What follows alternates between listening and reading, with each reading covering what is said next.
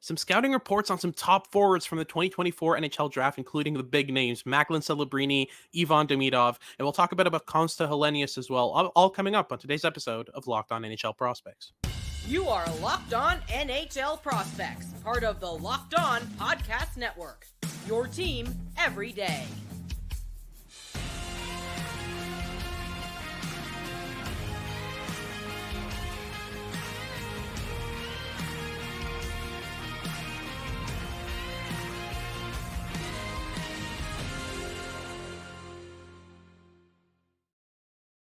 Hello, and welcome back to Locked On NHL Prospects, part of the Locked On Podcast Network, your team every day. On this podcast, we break down everything prospects related for you 5 days a week, Monday to Friday. I'm Hadi and Sebastian, joined by Sebastian High. And on today's episode, we'll be breaking down the big names for the 2024 NHL draft to start things off. The players who I think we both agree are in our tentative top two. We're still kind of looking at what order they're going to be, but it's going to be Macklin Celebrini and Ivan Demidov to start things off in our first two segments. Then we'll end things off with Konsta Helenius, a prospect that's a bit less talked about, but is definitely a player who's to watch for the 2024 NHL draft class. So we'll get right into all of that on today's episode. Before we get into it, just remember to like and subscribe if you're watching on YouTube. Leave us a comment letting us know what you want us to talk about next. And if you're listening on your favorite podcasting platform, whether that's Spotify, Odyssey, Apple Podcasts, or wherever you get your podcasts, make sure to make us your first listen of the day.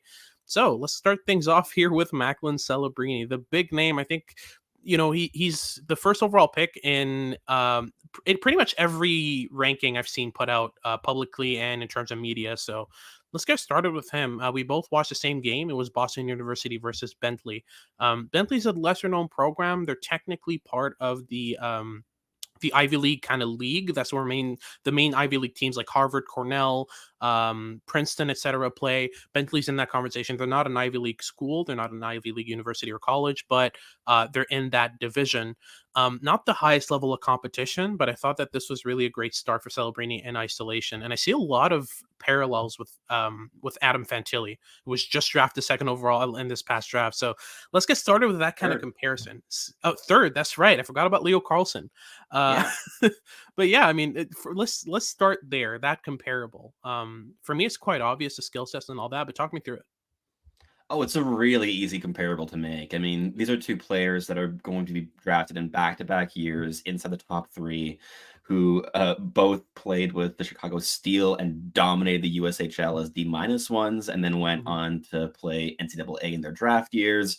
Macklin Celebrini is off to a very good start on that front too, so he might just catch up with Fantilli in terms of that draft year production too. Maybe not quite the same extent, but he's going to put up points for Boston University this year. And yeah, both of these players are also Canadian playing in the U.S. Like there's so many links between them, but stylistically they are also a bit similar. Like these are both fairly big forwards who are comfortable with their frames and can play a physical style and kind of ramp up that side of the game. But it's not like really the primary parts of either of their styles.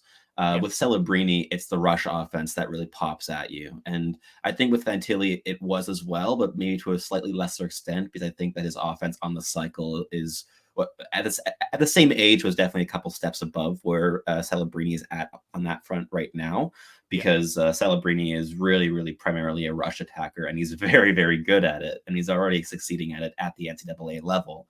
He's really good at pushing back defenses. He's good at cutting back against pressure. He's good at lowering the shoulder, driving the net, and he does all these things at top speed, which is really impressive. Both of these players, both Fantilli and Celebrini, have plus level tools across the board as well, which makes them really versatile and make their development really interesting, because whichever team drafts Celebrini and Columbus, who drafted Fantilli, have a lot of choice in terms of how they want to develop these players, because they are so good at so many things at such a young age. And I'm very curious to see how Celebrini's game evolves over the course of this season, especially because he's young for the draft class. Like, Fantilli was one of the oldest players in the 2023 draft class, whereas Celebrini is fairly young for the 2024 class, which gives him that longer runway. So we're going to kind of see him come more into his future style of play this year than I think we did with Fantilli in his draft year. So hopefully we're going to see a big evolution over the course of the season, but he's off to a great start, and there's a good reason that he's the tentative number one prospect in this draft class.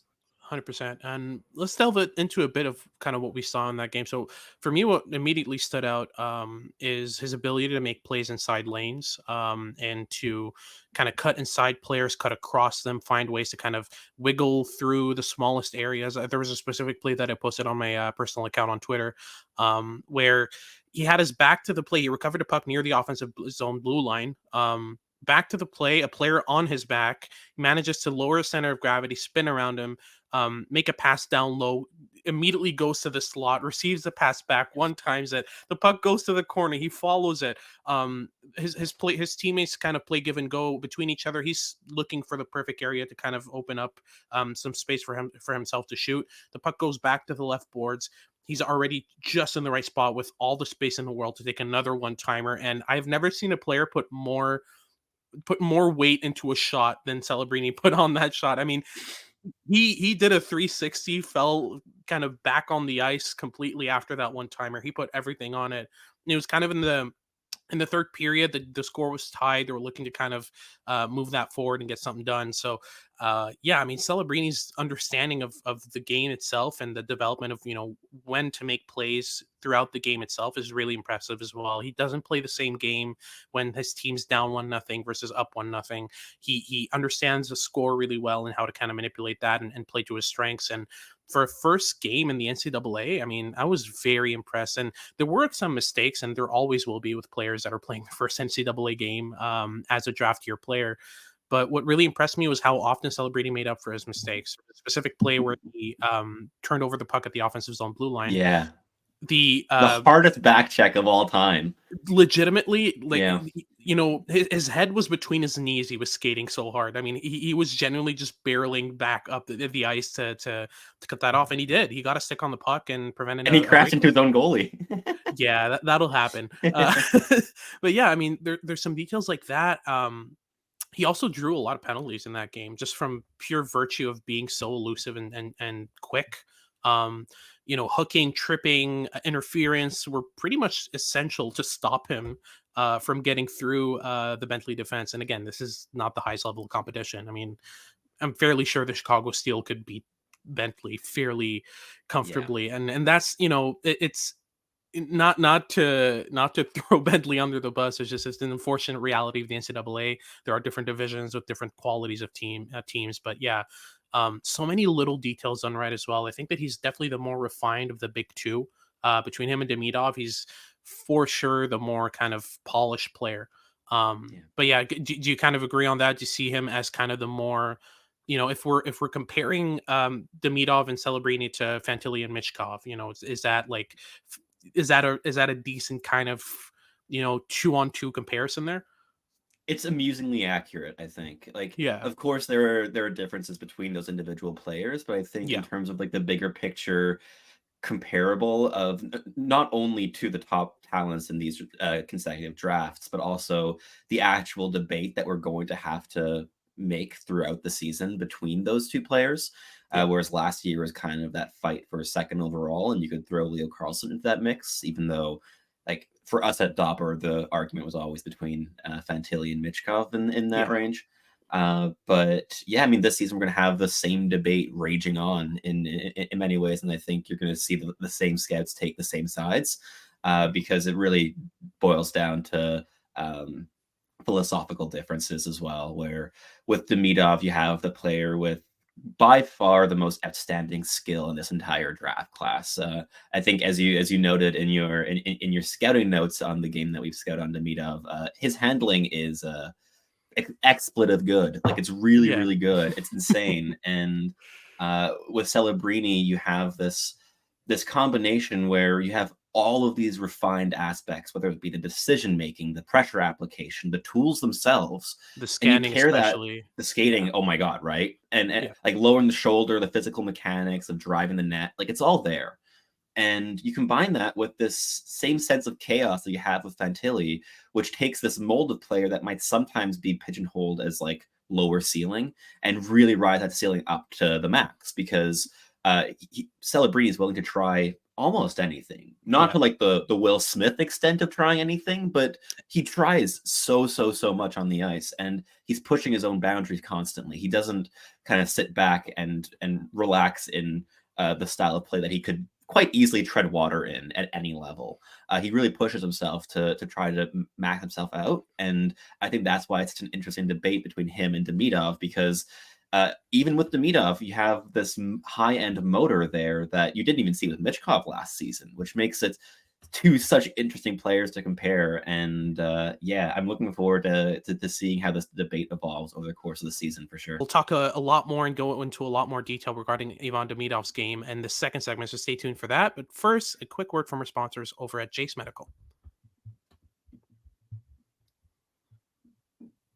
Don't get caught unprepared. Jase Medical's got you covered if you've got an infection and you need antibiotics right away. You don't have to worry about supply chains, about getting to your doctor on time, all that kind of stuff. Jase Medical's got you covered. First and foremost, they offer the Jase case, which is a case of 5 life-saving antibiotics for emergency use. If you have an infection, whether it's a sinus infection, ear infection, if you've got a throat infection, that kind of stuff, a bad flu that needs antibiotics, that kind of thing. They've got you more than covered. All it takes to get a Jase case is to fill out a simple online form, and in some cases, you meet with one of their licensed, board-certified physicians, and before you know it, your Jase case is in the mail, headed your way, and ready for use. So yeah, you really should not get caught unprepared. Everyone should feel empowered to take care of their health and have their health in their own hands. So make sure to check out Jase Medical. You can get $20 off these life-saving antibiotics today from Jase Medical by using the code LOCKEDON at checkout on jasemedical.com. That's JASE medical.com. Check it out. Bird dogs make you look good. Bird dogs make these stretchy khaki pants and shorts that are designed to fit you slimmer through the thigh and waist to give you a truly sculpted look. What's even better is that bird dogs are made to make you feel as comfortable as possible, as they use this proprietary cloud knit fabric that ensures that all the sweat and moisture gets wicked away from your body to keep you cool and dry all day long. Basically, they do quite a similar thing to Lululemon shorts, but they do it in a way that's a lot more comfortable and allows you to retain a far greater range of motion with your legs throughout the day, no matter what activity you are doing, whether you're lounging, playing golf, going out on a date, or just going out on a nice evening walk. Bird dogs are functional for everything. So go to birddogs.com/lockedonnhl or enter promo code LOCKEDONNHL at checkout for a free Bird Dogs water bottle with your order. That's birddogs.com/lockedonnhl for a free water bottle at checkout. You won't want to take your bird dogs off, we promise you. All right, so moving on to Ivan Demidov, my most enjoyable watch of this 2024 class. I mean, he's just so exciting to watch. We have to start with the stick handling ability because I won't read this verbatim because I can't. But my first bullet point of the game report that I wrote down, I write about in bullet points, kind of what I liked of the player. The first one is just absolutely ridiculous hands, like holy expletive. So I mean, it pretty much sums up Ivan Demidov. I have not seen a player try this many stick handling moves in one game before. And, it was MHL tape. He was playing against an average team in the MHL. Every single puck touch, he took that as an opportunity to just go wild with the puck. He had, I think, 26 or 27 shifts in that game. 19 of them, there was a highlight reel stick handling play in them.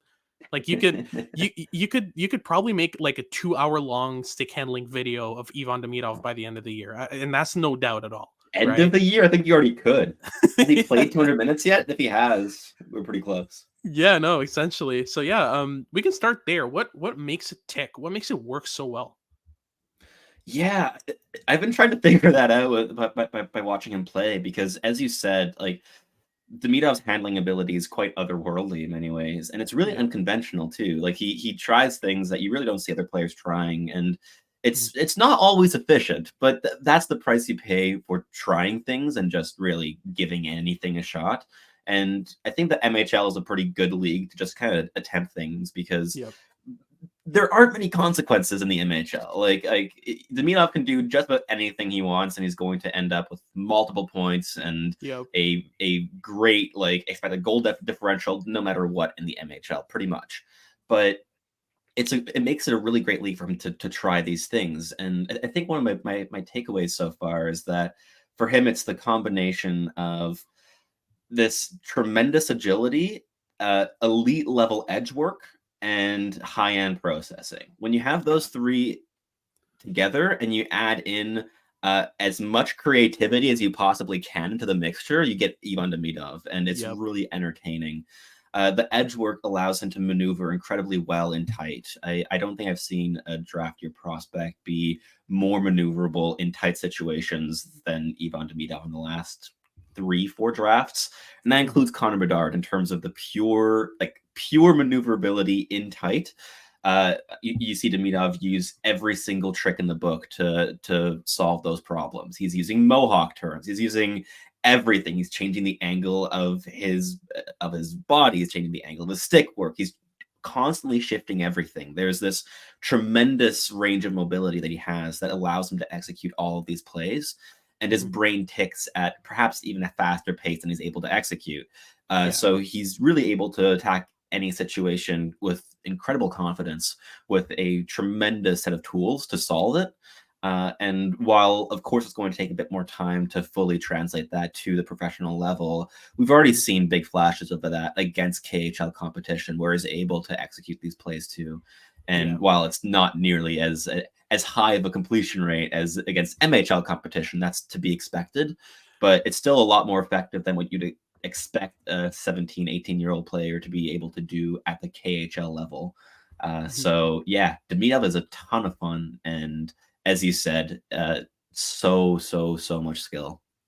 Yeah, no, absolutely. And what's really interesting to me is that 90% of his stick handling moves and highlight row plays are just pure improv. You can see him head Oh into yeah, place with not a single clue what he's going to do himself. So how because he doesn't need to often because yeah. he processes the games so incredibly quickly. And Yeah. this is probably one thing that will have to change as he progresses through levels. Like you can't just go through improv mode Yeah. in every situation It's in the not going to work in the NHL. NHL for sure.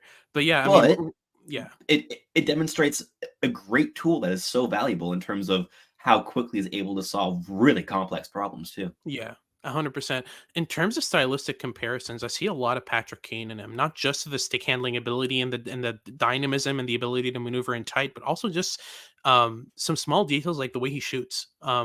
He loves to toe drag and shoot. It's one of his favorite shots, and he uses it often and uses it effectively. And on top of that, he's got really impressive once he heads out of a stick handling move, he's already identifying his next play and trying to figure out what he's going to do next. And he's really good at finding lanes in those situations to pass through, to play area passes, saucer passes to on teammates' sticks. Like there are small details like that in his overall like puck skill game that are just so impressive. I do also really like the stick work defensively as well. He places a stick really well, Yeah. um, understands the flow of lanes, especially, and that's super obvious in the MHL, and it's gotten him multiple takeaways.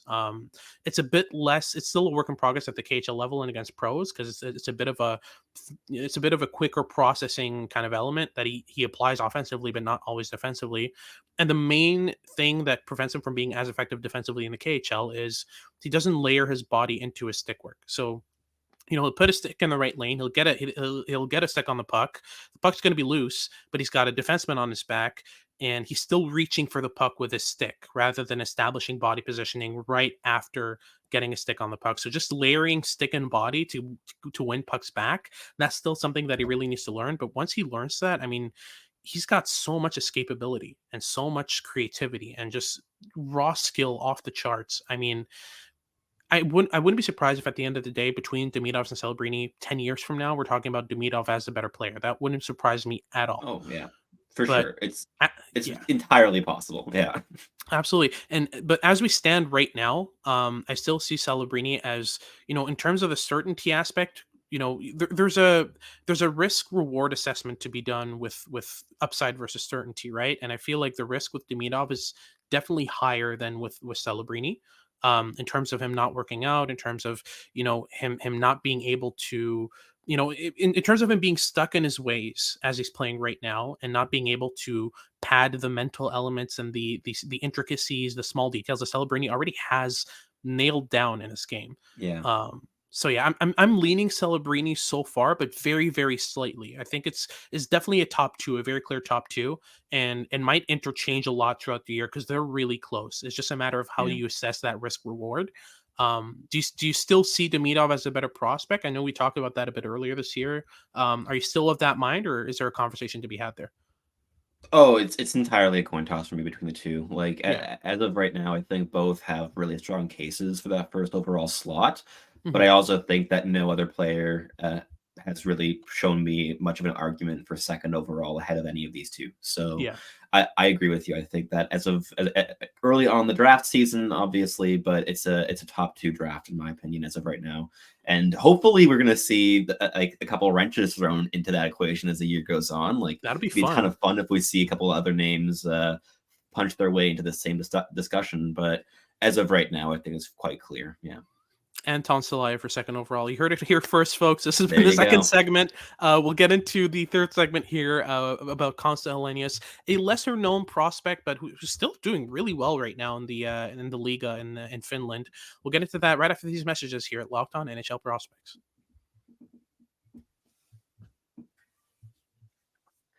Sidney Crosby scores a hat trick. Your team wins the Stanley Cup, and you win 100 times your money. These are all possible scenarios for this season, and you have a chance of winning big with the Sleeper app. With studs like Connor McDavid, Connor Bedard, and Leon Draisaitl lighting up the league, the NHL is more exciting than ever. And with the Sleeper Daily Fantasy Hockey app, you can take your part in on the action by tracking stats like goals, assists, save, plus, minus, and more. You have a chance at winning 100 times your deposit. Use promo code LOCKEDONNHL and you'll get up to $100 match on your first deposit. Terms and conditions apply. That's Locked On NHL. See Sleeper's terms of use for details. All right, so let's end things off with Konsta Helenius, a very fun watch, but a player who's I think has developed fairly well. I mean, I watched him early on in September, and I had some major concerns regarding his projectability, regarding his ability to play in tight spaces and kind of find his way to the middle. He's still fairly a peripheral player. Still the type of player who won't necessarily cut to the inside. But I mean, he's got 5 points, including 4 goals in 11 games so far in the Finnish Liga for Jokerit. Playing really good hockey as well. He's trusted with big minutes, important face-offs on both sides of the ice.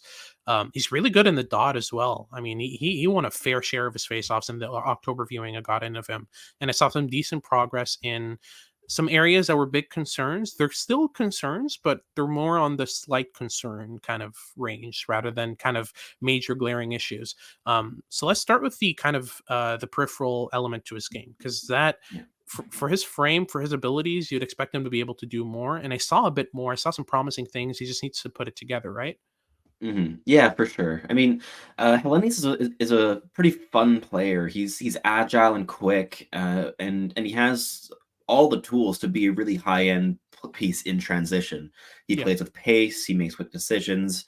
There are flashes where he uses the give and go really effectively, but his default move in transition is still to carry the puck up himself and to beat the defenders wide, and that isn't the most effective tool against Liga competition on the European ice surface, which is a little bit concerning to me because there's a lot of room out wide on that ice surface. And yeah, if he's unable to consistently beat them wide, and again, he's playing against professional competition here, but Liga isn't exactly of the same level of like the SHL or the KHL, for instance. for sure. So it's a type of play that you would expect a player like Helenius, especially with his toolkit, to be able to consistently execute if he's consistently attempting it. But instead, he's consistently kind of just getting suffocated out into the boards, giving up the puck, and rinse and repeat often, which obviously is the way that he's used to gaining the zone against junior competition. It Yeah. just doesn't work very effectively against the professional level, and it's not projectable to the NHL. And that kind of throws a big wrench into his entire offensive transition game. So Mhm. I kind of would like to see him revamp his approach in transition. But it does boil down to this overarching trend where there's a bit of an avoidance of attacking the middle lane with Konsta Helenius that you would like to see change over the course of this season, Yeah. especially in a league like Liga. Like that's not a league where I really want to see high end draft eligibles pushed to the periphery. Mhm. So definitely some questions there about his peripheral like offensive game. But when he is able to get inside, he's really adaptable. He processes plays quickly. He's able to play through pressure at times. Other times he can be a little bit deer in the headlights when he's really skating into pressure. He's a bit better when it surrounds him, and he has 360 degrees to work with because Yeah. he is quite skilled and agile and he's able to maneuver in that space. Yeah. But when it's like two attackers coming in straight ahead onto him, he kind of panics sometimes.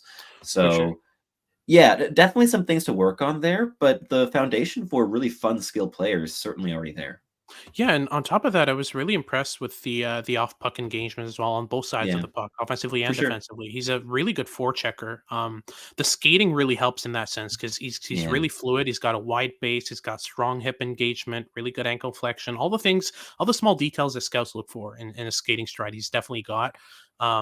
And like I said, really good in the face-off dot. And when he loses face-offs, he's really quick to get aggressive on defenders to try to get the puck back. Throws his weight around really well. And I mentioned earlier that the concerns about his game being peripheral. I think that's more on the mental side than the physical side Oh, because yeah. when he does carry the puck to the net, try to get off the boards, that kind of thing. There's some small details I really like. For example, he leans into pressure. He leans into defensemen that are pressuring him instead of away from them. You see a lot of, especially paradoxically, it's a lot of the bigger prospects that tend to lean away from physical pressure when there's a player on Like their your back, for favorite example. Daniil Boot. Right? I mean, there's multiple examples that even defensemen. I mean, I've seen Anton Salayev do this. I've seen Maverick Yeah. Lamoureux do this, and they're like 6'7". So it's just it's, it's paradoxical, but I mean, you Yeah. see him play, and you see the small details. He anchors his outside edge and pushes into a player and protects a puck with one hand. Puts his hand to the side in order to prevent a stick check. His form on inside drives is really good. On top of that, he's got the small area ability. He's able to work a lot of pressure. He's able to make small plays in tight, and like you said, he has really good quick reactions. So I feel like all the building blocks are there to create an inside driven player, but there's a mental block, and that's where you need to work it out. Um, I'm still on the fence on whether it's tougher or easier to work that out. I feel like physical blocks are harder to overcome, but easier to teach, if that makes sense. Um, Yeah. whereas whereas mental blocks are extremely difficult to teach, but once you've learned it, it's super easy to overcome it if you have the building blocks set, right? Yeah.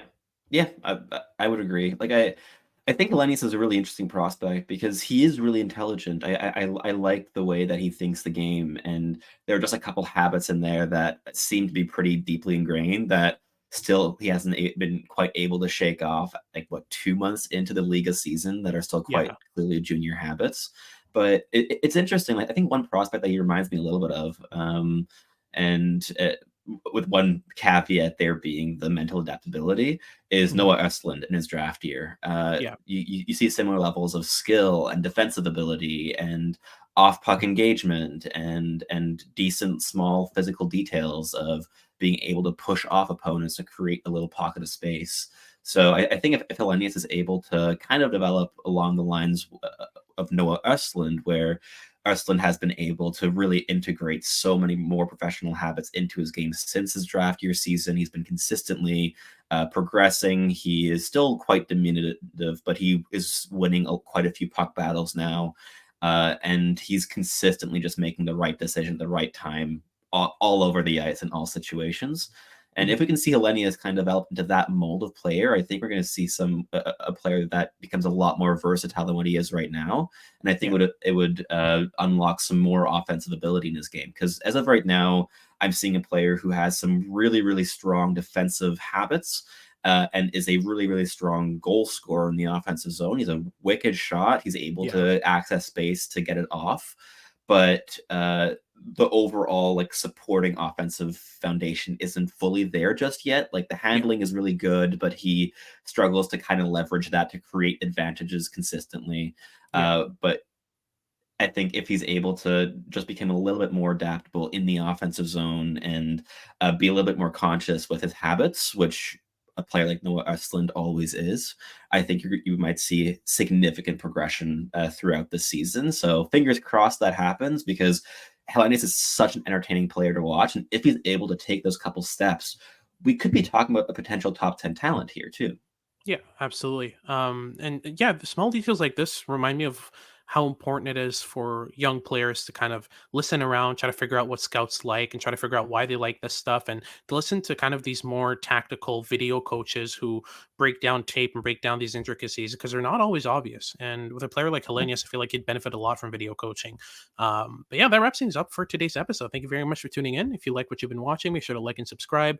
Leave us a comment in the comment section below, letting us know what you want us to talk about if you're listening on YouTube. And if you're listening on your favorite podcasting platform, make sure to make us your first listen of the day. For your second listen of the day, make sure to check out Locked On Sports Today for everything prospects related and sports related in general. And make sure to tune in for our episodes for next week as we continue a bit of our prospect breakdowns and a bit more prospects content. This is Hadi and Sebastian. Hi, and we hope you tune in next time.